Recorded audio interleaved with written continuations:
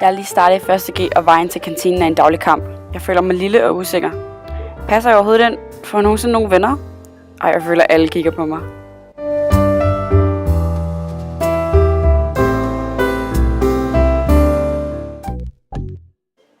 Nu går jeg i 2. G, og turen til kantinen er blevet en stor del af min daglige rutine. Det går egentlig fint med vennerne. Fuck, jeg er egentlig sulten.